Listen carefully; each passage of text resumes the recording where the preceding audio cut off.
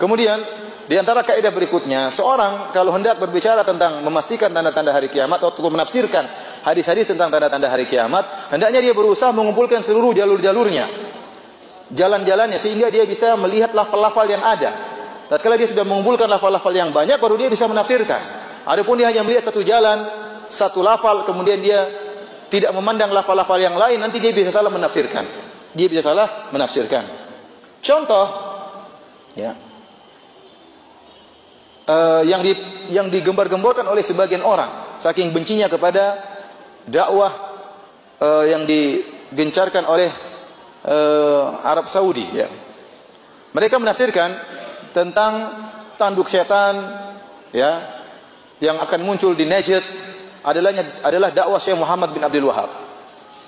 Gara-gara melihat satu hadis, satu lafal, tidak melihat lafal yang lain. Dalam hadis Ibnu Umar, Rasulullah SAW bersabda, Allahumma barik lana fi syamina. Ya Allah, berilah berkah kepada kami di Syam kami. Allahumma barik lana fi yamanina. Ya Allah, berikan berkah kepada Yaman kami.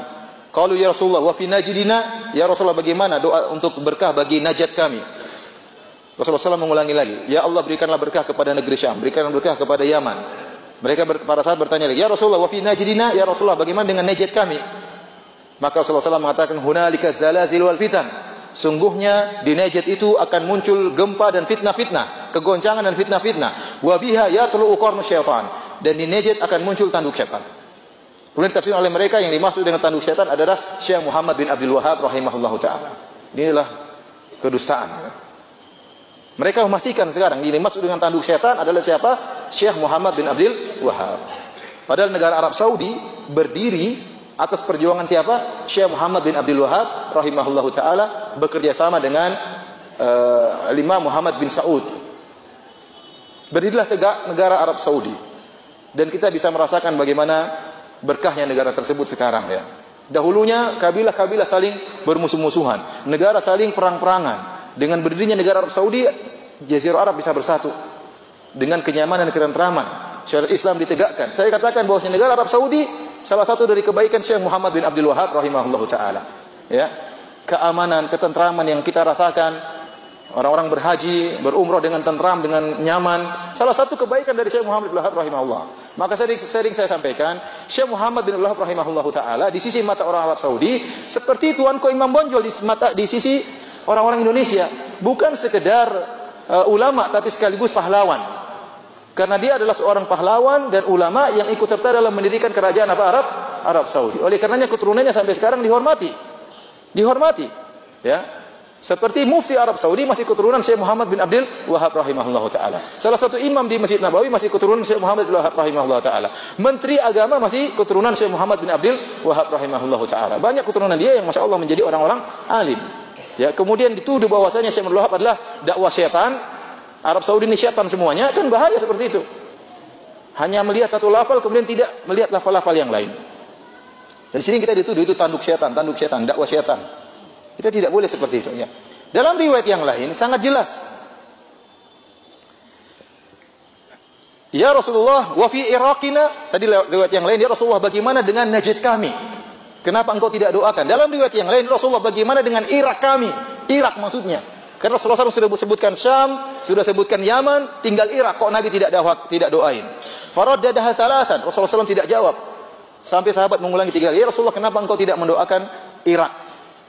Maka Rasulullah SAW berkata, bihaz zalazil wal fitan. Sungguhnya di Irak itu akan muncul kegoncangan dan fitnah-fitnah. Wa fiha yatlu qarnu syaitan. Dan di situ akan muncul tanduk syaitan.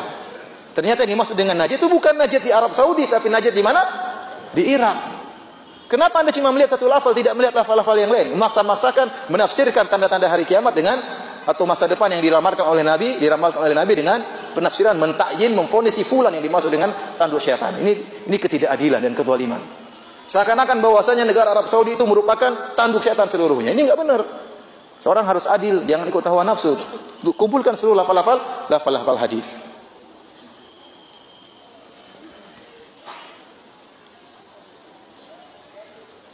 Dan ini yang dipahami oleh para sahabat.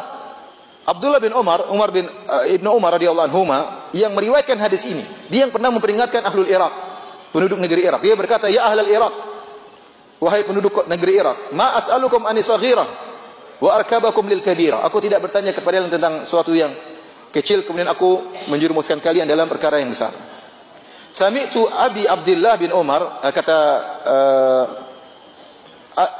Sami'tu Abi Abdullah ibnu Umar, aku mendengar, ini kayaknya dari Salim ya. Dia berkata, aku mendengar dari Abu Abdullah ibnu Umar, dari Ibnu Umar, yaqul, sami'tu Rasulullah sallam, aku mendengar Rasulullah sallam bersabda, innal fitnata taji'u min hahuna.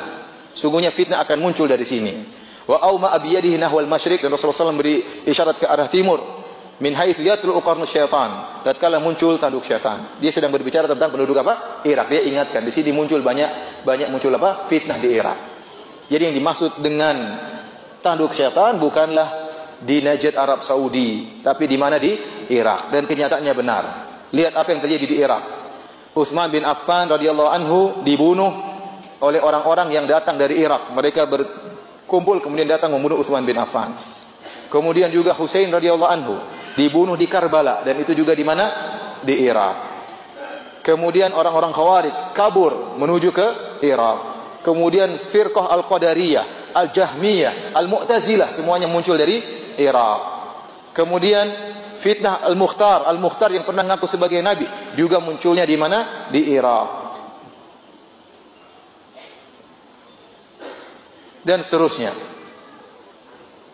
Jadi yang dimaksud dengan tanduk setan bukanlah Najd Arab Saudi. Najd Arab Saudi maksudnya di daerahnya Syekh Muhammad Abdul Wahab, tetapi maksudnya apa? Irak. Jadi kita harus mengumpulkan seluruh lafal-lafal hadis sehingga kita bisa menafsirkan dengan benar. Kemudian bukan berarti bahwasanya tatkala Rasulullah SAW mengatakan akan muncul ada fitnah di Irak berarti Irak tercela terus seluruhnya. Enggak begitu juga. Yang dijelaskan oleh para ulama, yang tercela bukan tempatnya, tapi yang tercela yang tinggal di tempat tersebut. Yang tercela yang tinggal di tempat tersebut. Ya. Seperti Rasulullah SAW mendoakan negeri Yaman. Padahal di negeri Yaman pernah muncul seorang yang bernama Al-Aswad Al-Anasi, dan dia pernah ngaku sebagai nabi. Dia pernah ngaku sebagai nabi dan muncul di Yaman. Apakah tatkala ada pernah muncul seorang mengaku sebagai nabi kemudian bikin fitnah di Yaman berarti Yaman tercela seterusnya? Jawabannya tidak. Bukankah kota Madinah pernah ditinggali oleh orang Yahudi, pernah ditinggali oleh orang munafik? Apa kota Madinah menjadi tercela? Tidak, yang dicela bukan tempatnya, yang dicela apa? Yang tinggal di situ. Taruhlah benar bahwasanya ada kerusakan pernah muncul di Arab Saudi. Ya, seperti mereka katakan munculnya nabi palsu Musailimah Al-Kadzdzab. Iya, thayyib. Kalau Musailimah Al-Kadzdzab pernah muncul dari Arab Saudi, apakah menjadikan Arab Saudi tercela terus? Jawabannya tidak. Berarti tempat tersebut tercela sampai hari kiamat. Pusat kekufuran sampai hari kiamat? Jawabannya tidak. Irak pun demikian. Oleh karenanya banyak ulama yang tinggal di Irak. Abu Hanifah Al-Kufi tinggal di mana? Di Irak. Ya. Banyak ulama, sebagian sahabat pergi ke Irak. Husain saja ingin pergi ke Irak waktu itu. Kemudian siapa juga? Imam Syafi'i rahimahullahu taala pernah pergi ke Irak untuk belajar. Benar Irak sumber fitnah, tapi kita bukan berarti setiap saat fitnah terus, setiap saat sesat terus, ini tidak benar. Maka saya katakan mereka yang benci terhadap kerajaan Arab Saudi, kalaupun Arab Saudi punya kekurangan, maka harus menilai dengan adil, ya. Bukan menilai dengan hawa nafsu. Apalagi berdalil dengan hadis, hanya melihat satu lafal kemudian meninggalkan lafal-lafal yang lain.